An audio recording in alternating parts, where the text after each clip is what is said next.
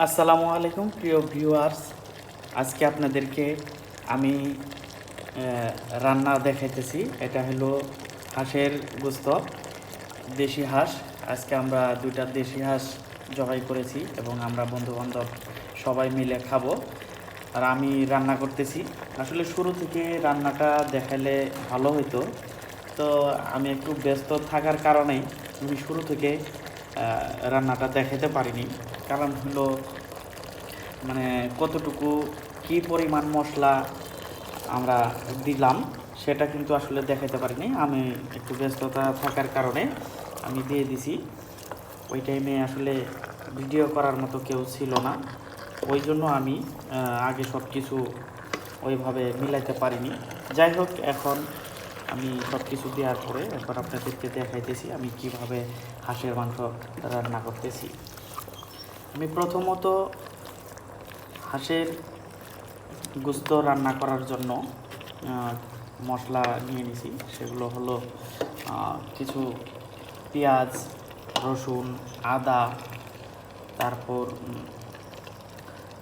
মশলা যা যা লাগে উপকরণ, জিরা, তেজপাতা, এলাচ, লং, ডালচিনি, তারপরে বস, হ্যাঁ, এগুলো দিয়ে দিছি। আর দেওয়ার পরে পেঁয়াজ কুচি এবং পেঁয়াজ পেস্ট, এগুলো রসুন পেস্ট দিয়ে দিছি, আদা পেস্ট দিয়ে দিছি। তারপর আমরা এখানে আরও ব্যবহার করছি হলো ধনিয়া গুঁড়া, সেটা ব্যবহার করছি, সেটা দিয়ে দিছি।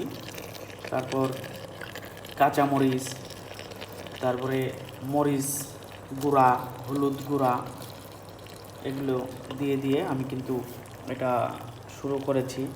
কিছু কাঁচামরিচ দিয়ে দিছি।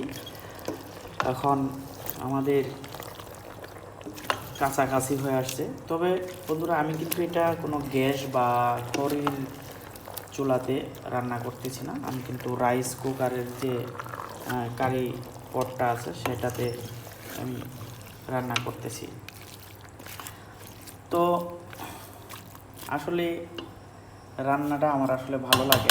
মাঝে মধ্যেই কিন্তু আমরা বন্ধুবান্ধব মিলে রান্না করি সেগুলো। এখন একটু ঢেকে দিব, আবার কিছুক্ষণ পর সেটা একটু নাড়াচাড়া করে দিব।